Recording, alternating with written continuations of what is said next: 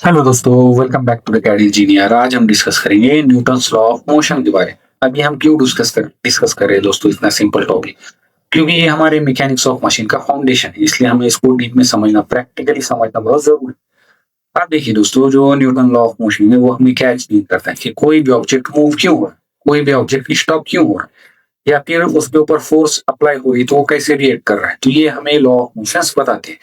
दोस्तों ये कोई भी चीज है, हमें पता है ग्रेविटी की वजह से ये नीचे की तरफ आती है, नहीं तो वो स्पेस में लटके रह जाए। तो ग्रेविटी क्या है, फोर्स है। फिर वो स्टॉप हो रही तो वो उसका हमें कोई फोर्स लगाना पड़ेगा तभी वो स्टॉप होगी, नहीं तो वो चलती रहे। तो इसके बारे में हमें बताता है। अब ये किसने फाइंड आउट किया था, डिस्कवर किया था इन लॉ को, न्यूटन ने। इसलिए इनको हम क्या कहते हैं, न्यूटन्स लॉ ऑफ मोशन के। तो ये किस पर अप्लाई होते हैं दोस्तों, जो मशीन है, जो व्हीकल्स है, जो ह्यूमन मोशन है और इंजीनियरिंग सिस्टम पर ये बहुत ज्यादा अप्लाई।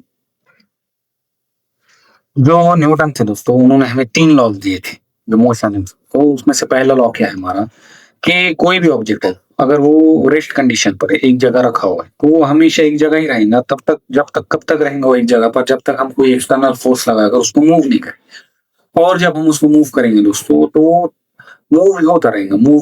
कब तक मूव होता रहेगा, जब तक हम कोई एक्सटर्नल फोर्स लगा के उसे स्टॉप नहीं करें। जैसे एक्सटर्नल फोर्स में क्या होगा, फ्रिक्शन भी एक एक्सटर्नल फोर्स है। या फिर सपोज एयर पर वो एयर के वजह से वो स्टॉप हो रहा है या चल रहा है, तो एयर क्या है, ये एक फोर्स का टाइप हो। तो जब आप स्पेस में जाओगे तो स्पेस में क्या होता है दोस्तों, अगर कोई चीज स्टॉप है तो वो हमेशा स्टॉप ही रहती है जब तक उस पर कोई हम एक्सटर्नल फोर्स ना। या फिर कोई चीज चल रही है तो वो हमेशा चलती ही रहेंगी जब तक हम उस पर कोई एक्सटर्नल फोर्स लगा तो स्टॉप नहीं करेंगे, क्योंकि स्पेस में कोई फ्रिक्शन नहीं है, कोई हवा नहीं है, कोई एटमोस्फेयर नहीं है। और किसी चीज को हमें टर्न करना है तो उसके लिए हमें एक्सटर्नल फोर्स लगानी पड़ेगी, तभी जाकर वो चीज टर्न होगी। तो यही हमें न्यूटन का फर्स्ट लॉ बताता है कि कोई भी चीज रेस्ट में है तो रेस्ट में ही रहेंगी, या फिर यूनिफॉर्म स्पीड में है तो यूनिफॉर्म स्पीड में ही रहेंगी, या फिर चल रही है तो चलती रहेंगी। कब तक चलेंगी, जब तक हम कोई उन्हें एक्सटर्नल फोर्स लगाकर उनकी कंडीशन को चेंज नहीं करेंगे। तो ये इनर्शिया को एक्सप्लेन करता है। कोई बॉडी है, उसका अपना मास है, उसको हमें अगर उसको एक स्ट्रेट लाइन में मूव कराना है तो हमें उसके मास से ज्यादा उसको फोर्स लगानी पड़ेगी, तभी वो रोटेट होगा। और जो उसका मास होगा उसको हम क्या कहेंगे, इनर्शिया कहेंगे, जो उसको रोकेगा रजिस्ट होने से। तो इनर्शिया क्या है दोस्तों, टेंडेंसी ऑफ बॉडी को जो रजिस्ट करती है चेंज ऑफ स्टेट से, उसके स्टेट को चेंज होने से। तो अगर कोई, इसका मीनिंग क्या है दोस्तों, अगर फोर्स नहीं तो कोई चेंज नहीं होगा। अगर फोर्स फोर्स रिक्वायर्ड है तो इस मोशन स्टार्ट होगा, मोशन स्टॉप होगा, या फिर उसकी डायरेक्शन चेंज होगी। अब एग्जांपल क्या है, अब बुक है वो टेबल पर पड़ी हुई है तो पड़ी हुई रहने वाली जब तक कोई उसे उठाएंगे। एक कार है तो वो चल रही, जैसे हमने ब्रेक मारा क्या, वो रुक गई तो ब्रेक जरूरी है उसको रुकाने के लिए, फ्रिक्शन जरूरी है उसको रुकाने के लिए। तो ये हमें न्यूटन का फर्स्ट लॉ बताता है। चलिए दोस्तों, अब डिस्कस करेंगे Newton second law of motion. अब ये क्या कहता है दोस्तों, जो एक्सेलरेशन है हमारी बॉडी या फिर कोई भी जो फोर्स है हमारे, वो डायरेक्टली प्रोपोर्शनल रहेगा उसके एक्सेलरेशन से। जो फोर्स है वो डायरेक्टली प्रोपोर्शनल रहेंगे एक्सेलरेशन। मींस जितनी ज्यादा फोर्स होंगी उतना ज्यादा एक्सेलरेशन, और जितनी कम फोर्स होंगी उतना कम एक्सेलरेशन है। और जो हमारी एक्सेलरेशन है वो इनवर्सली प्रोपोर्शनल रहेगा हमारे मास से। अगर मास ज्यादा हो तो एक्सेलरेशन कम, स्पीड कम है। और अगर मास कम है तो, और मास कम है फोर्स ज्यादा तो स्पीड ज्यादा हो। मास ज्यादा है फोर्स कम है तो स्पीड कम हो। तो ये इनवर्सली और डायरेक्टली प्रोपोर्शनल है एक दूसरे से।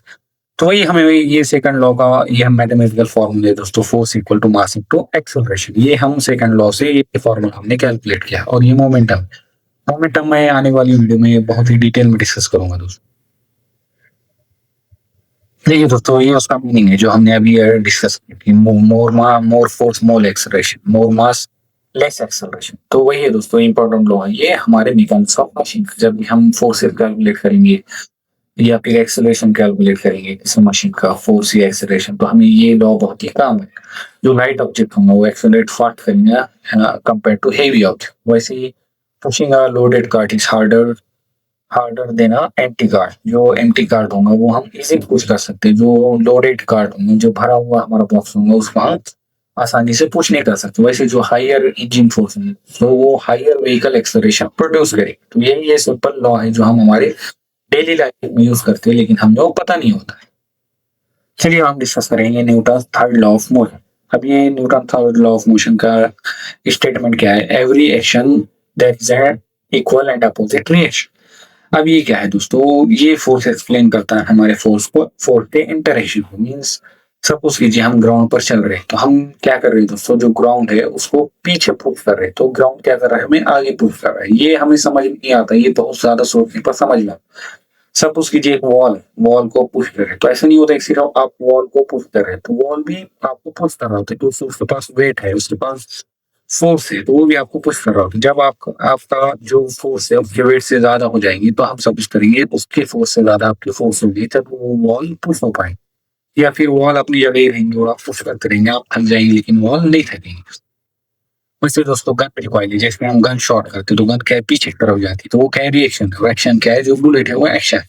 वैसे रॉकेट प्रोपोर्शन, जो ग्रेविटी है उसको नीचे की तरफ पुश कर रही है और जो हम उसको आगे की तरफ पुश कर रहे हैं, तो ये एक्शन और रिएक्शन है। यही न्यूटन्स का थर्ड लॉ ऑफ मोशन है। तो दोस्तों अगर आपको वीडियो पसंद आई हो तो शेयर कीजिए अपने दोस्तों के साथ और लाइक और सब्सक्राइब कीजिए द कैड इंजीनियर चैनल को। आपके सपोर्ट से चैनल ग्रो करेंगे और भी अमेजिंग वीडियो आएंगे। अगर आपको कोई भी डाउट है दोस्तों, तो आप नीचे मुझे कमेंट बॉक्स में लिखकर बता सकते हो। और आपको इस वीडियो के पीपीटी मेरे टेलीग्राम चैनल पर मिल जाएगी, जिसकी लिंक मैंने डिस्क्रिप्शन में दे रखी।